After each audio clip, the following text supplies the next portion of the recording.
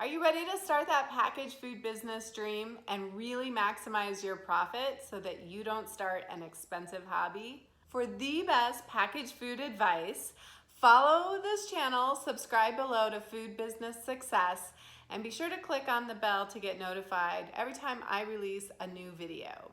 When you start a packaged food business, your expenses are going to be high. There's just no way around it. Your efficiencies are just going to be lower than a very large scale food manufacturer. But there are ways that you can definitely make a profit and really maximize that profit so that you can keep growing and scaling up your business. Watch this video to the end to get my third strategy for maximizing your profit. Whether you are just starting out at a farmer's market, you're going online, or you're going into wholesale, these tips will help you all along the way to be sure that you start a profitable food business. I'm Sari Kimbell. I am the creator of Food Business Success, and I have helped hundreds of food brands start and grow a profitable food business, and I want to help you do the same. Comment below and let me know what kind of food business you are thinking about starting. So profit is a pretty simple equation if you boil it down. It is sales minus expenses. That's kind of it. Be sure to check out the first two videos in this series about maximizing your profit through your recipe and also sourcing. So in this third video, we are going to talk about how to really get the most efficiencies and really drive down your labor costs so that you can maximize your profit. So in your business, there are really two types of expenses that you can control. It's your cost of goods sold and then your overhead expenses. And your overhead expenses consist of fixed and variable, and I will talk about those in a different video. So what we're talking about in these first three videos is your cost of goods sold. So if you're not familiar with that term, it's often referred to as COGS, but it basically has four parts to it. It has your ingredients to actually make the product. It has your packaging to surround the product. It has your active time to physically make the product, and then your active time to package the product. So essentially, your cost of goods sold are what it takes to actually have this product that you can give to somebody that's held together by some packaging. And that includes your labels and ribbons and anything like that too. So labor being two parts of your COGS is actually really important to think about. I know a lot of people really spend a lot of time on their ingredients and sourcing and the recipe, but sometimes it can get easy to overlook labor. And especially at the beginning, I always have clients make sure that they are putting in some amount for labor. Although a lot of people, when you just start, you're not writing yourself a check, right? So it's tempting not to put labor into your cost of goods sold because you're the one making the product. But that's a recipe for failure and not pricing your product correctly from the start, which I do have another video on that as well. All right, so let's talk about your labor and how we can really maximize that piece to get more profit. I'm gonna stick with my cookie example that I've used in the first two videos. So the first thing is if you are making these out of a commissary kitchen, a commercial kitchen, and especially if you're paying by the hour, you wanna be sure that you are really maximizing your time in the kitchen. A kitchen expense is actually what it would go under overhead, but of course, all of these are expenses that you can control. And so you want to think about how you can really get the most bang for your time in that kitchen, whether it's like let's pretend you have a 4-hour window. So I highly recommend doing large scale batch cooking, even if you're at your home kitchen, if you're under cottage food. And you might think about bringing in some friends and family or some type of labor to really help you maximize your efficiencies. So the first thing I want you to do is make a plan for that day. When I worked in kitchens, it's called a production list. And the thing is that you don't just want to list everything. You want to be really methodical about it and list things in the order that you want them done and what's going to make sense. Your goal is to never have anyone standing around waiting for anything. You want to be really efficient with your time so that at any given moment you are working on something new, something else to propel that production, keep it going. So go through your production list and say, okay, we are gonna make 240 cookies on this day, and that's however many batches, and I need all of this. This is the packaging that I need. This is the labor I'm gonna bring in. This is how much we can get done in a certain amount of time. You wanna be sure you go through that list and that you have all the ingredients and packaging you need to finish that day. The worst thing is having to go make a run to the store because you didn't get enough butter. So here's how that might look with my cookies. So let's say I bring in another helper and we are going to make multiple batches. We're gonna batch this out. So one way you could do it that might be really efficient is to, when you have the flour out, you like measure, if I'm gonna make 5 batches of these cookies at a 5 total batches, let's measure out each of these ingredients together. So if I had the flour out, just measure out 5 different servings of flour and keep going down the list like that. Then someone can start making the actual batch, scooping them, putting them on the trays, getting them in the oven.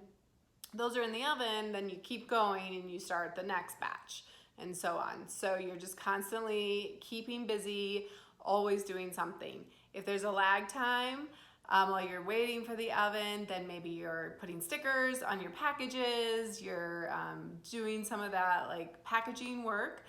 You also can be cleaning, of course, right? Always be cleaning, ABC, so that you are really using that time well. Second way that you can get more efficiencies with your labor is by investing or finding the right equipment.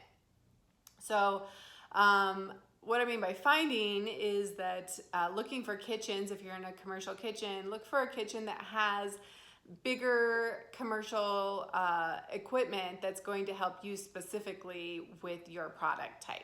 So some kitchens might have large baking ovens, a full-size mixer, they might have a bottler, they might have a tilt skillet.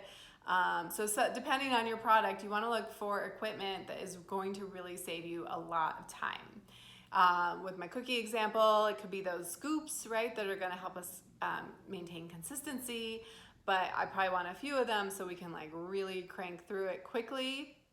So making sure you have enough of the equipment, like baking sheets, those scoops, those kind of things, right? So equipment there. And then also on the packaging side, I know I have clients who have saved a ton of time by investing in a labeler. Sometimes kitchens have them available for you to use as well. But if you have a bottled product, a jar, a bottle, oh my gosh, it is such a time saver. And of course, they're gonna go on a lot straighter than you sitting there at home while you're watching TV trying to stick these on. Also, labels, just to touch on that, the more that you can standardize that and the fewer things that you have to write out, way better. So an example of that might be going from like writing the made on date or best by date, get a sticker gun and put that on the bottom. That's gonna save you a ton of time. So try to eliminate the handwriting of things if you can, as soon as possible. So that means you may have to really again, that's where getting standardized with your weights and the size of things will really help. Another piece around packaging, I had a gal who she used to put on, when she first started for farmers markets, she thought it was really cute to put a piece of burlap and then tie it with a piece of twine on top of her pickle jar.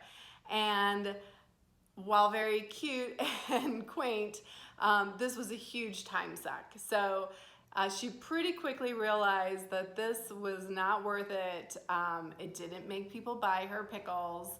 hang tags are just a total pain. So she quickly switched to lids, a colored lid that matched her brand. She could ditch cutting out burlap and tying things on, and that saved her a ton of time.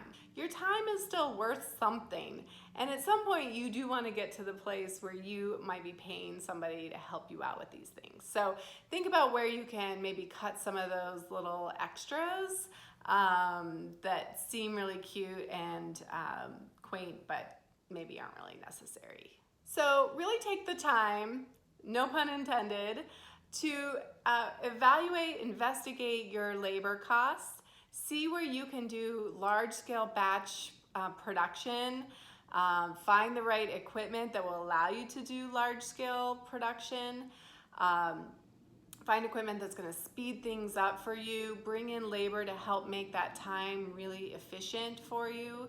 And then think about what are the things that maybe you could stop doing as well that aren't actually really going to increase sales. I think you might be really surprised how all of those little minutes and pennies will start adding up to really maximize your profit, especially when you do start to scale up and you want to go into wholesale or have bigger online presence. You're just doing more markets, more sales. All of that time, all those minutes will start adding up, and your profit will go way up and your expenses should go down. Are you ready to start that food business idea?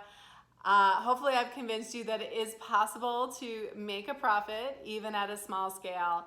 I want to encourage you to pick up my free business checklist. The link is below. And this is a free guide that I will send right to your inbox. I also have a free masterclass coming up. You can get that on my website, foodbizsuccess.com. And that is all about turning your passion into profit. And I'm going to give you a ton of great ideas, a 5-step, easy step plan to get going and get started selling at a farmer's market, avoid mistakes, and my top strategies for how to sell out every time. So what other questions do you have for me? I love to make videos answering your questions. I also would love for you to subscribe to this channel. It really helps me as I grow this channel. And please hit the thumbs up button and give me a comment below. And finally, if you're interested in joining a community of like-minded food business entrepreneurs, I am inviting you to join my monthly membership coaching program. Here you can get access to me, a food business expert, to answer your questions quickly. We have live calls, we have a private Facebook group. I don't want you to go this alone. This is where I think food entrepreneurs make a big mistake by thinking they can do it all themselves and figure it all out themselves. Let me flatten your learning curve and get you there a lot faster without wasting any time and money. So you can go to foodbizsuccess.com to find out more about that membership monthly program. Let's make your food business real.